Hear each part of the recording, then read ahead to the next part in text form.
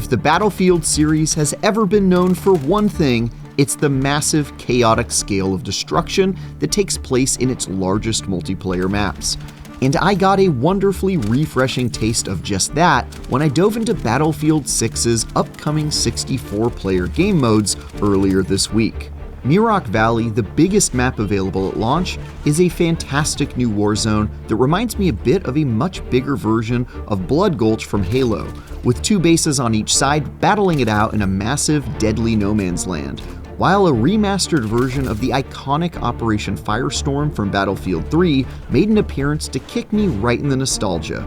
Both were a literal blast to play, each in their own way, and it just felt so good to be back in large-scale war games with bombs exploding and bullets flying every which way, especially with the environments being more destructible than ever, and which alter the map in creative ways. Since I skipped Battlefield 2042, it's been a good long while since I felt the itch to play a military shooter with this kind of crazy player count. And after a few hours with Battlefield 6, I don't know how I've managed to go so long without it. It feels good to be back.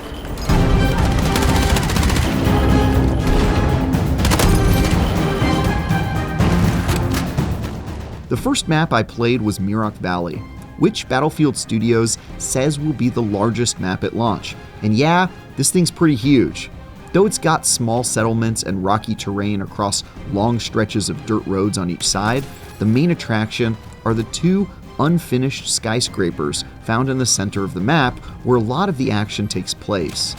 Battling in these claustrophobic concrete boxes and stairwells allows for plenty of close-quarters gunplay,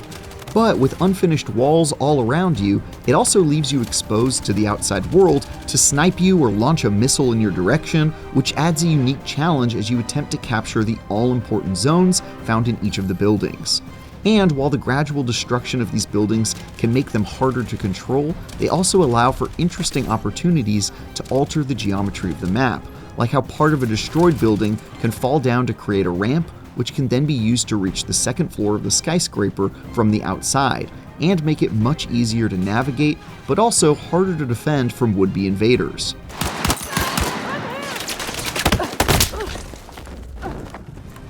Mirak Valley ended up easily being my favorite of the 2 maps I played, both because it's a fantastically well-designed and ridiculously large warzone to master, but also because of these moments where the new destruction engine makes itself so clearly known.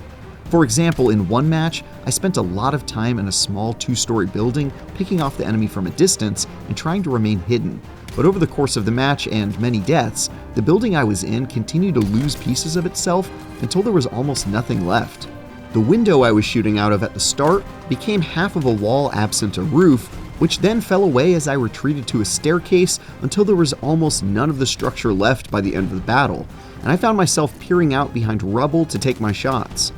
Moments like that are an excellent showcasing of just how much mayhem you can cause over the course of the match, all of it which organically takes place over the course of battle instead of being predetermined events that inevitably happen every match.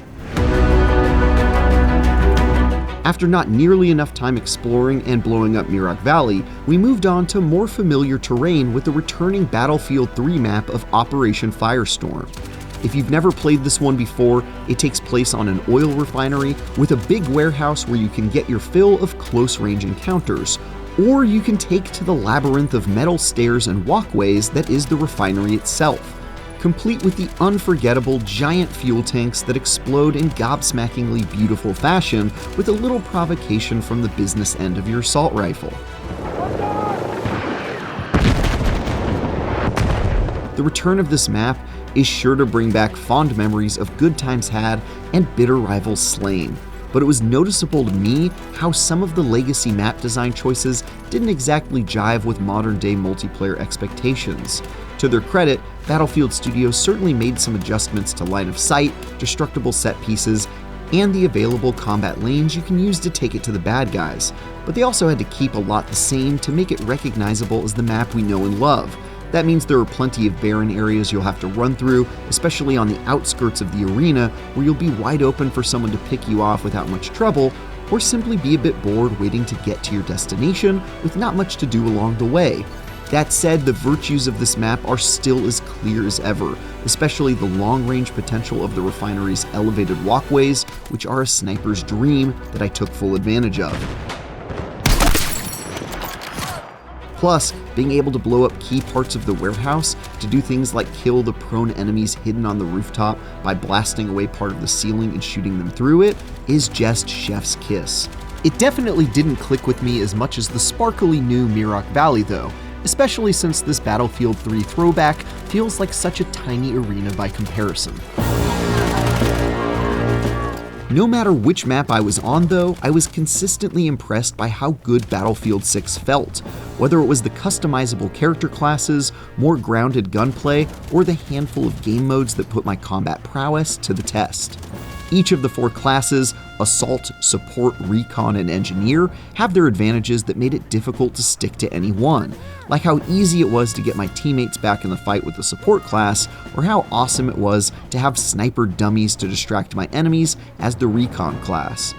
One cool aspect though is that I was able to swap out weapons I preferred with one class when I decided to change over, like how I gave my assault character the support character's machine gun so I wouldn't have to bother reloading in between kills, and because I tend to play more stationary than most and so didn't mind the lost accuracy. This felt like a nice middle ground between locking classes out of using the arsenal not natively a part of their class, since gadgets and unique abilities were still exclusive, but weapons could be freely traded, and I got a kick out of experimenting with different combinations. Let's go!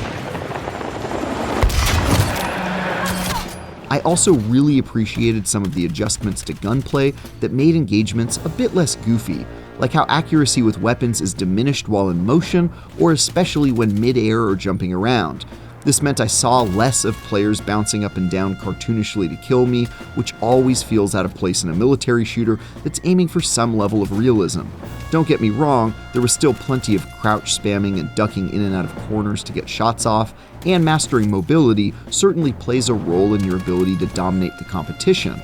But I also felt more rewarded for calmly taking my shot against players scrambling around wildly to evade me.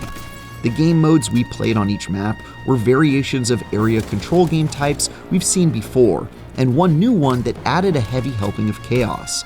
Conquest served as the classic game of maintaining control of as many key parts of the map as possible while scoring kills, while Breakthrough put one team on the offense to take control of specific regions of the war zone that the other team fought to defend. Escalation, on the other hand, has an interesting concept where throughout the match, the capture points in play are gradually reduced, forcing conflict onto certain parts of the terrain that directs the flow of battle and reduces stalling. This made for absolute chaos as everyone rushed to certain areas for all-out warfare that usually just involved lots of tanks blowing everything to smithereens and was maybe not as balanced as more vanilla game modes, but damn if it didn't make for a hilarious time. For more, check out our recent preview of Little Nightmares 3, or our performance preview of 007 First Light. And for everything else, stick with IGN.